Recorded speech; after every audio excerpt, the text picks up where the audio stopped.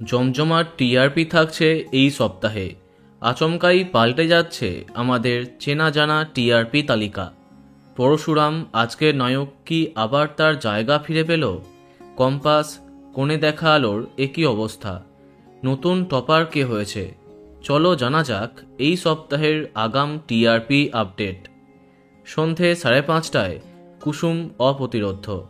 অনেক বেশি পার্থক্যে গীতা এলএলবিকে পরাস্ত করছে। 6টার সময় নতুন গল্প কম্পাসের টিআরপি বাড়ছে, তবে এখনও এগিয়ে থাকছে তুই আমার হিরো। 6:30টায় নতুন চমকে জিতে যাচ্ছে চিরদিনই তুমি যে আমার। অন্যদিকে পরাস্ত হচ্ছে লক্ষ্মী ঝাঁপি। এই সপ্তাহেও কথাকে অনায়াসে পরাস্ত করছে জগদ্ধাত্রী। পরিবর্তন খুব একটা নেই, তবে চমক আছে সন্ধে 7:30টায়। ফুলকি এইবারও পরাস্ত হচ্ছে রাঙামতি তীরন্দাজের কাছে। রাত 8টায় পরিণীতা আবার কামব্যাক করেছে, এইবারও অল্প পার্থক্যে পরশুরামকে পরাস্ত করছে। 8:30টায় দাদামণি আস্তে আস্তে এগিয়ে আসছে, তবে রানী ভবানী এখন অপ্রতিরোধ্য।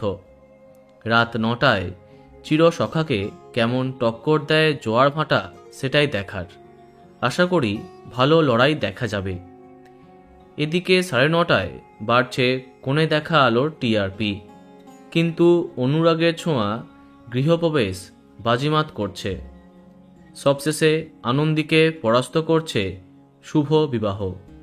এই সপ্তাহেও টপার হবার দাবিদার পরিণীতা এবং রাঙামতি তীরন্দাজ। দেখা যাক কি হয়।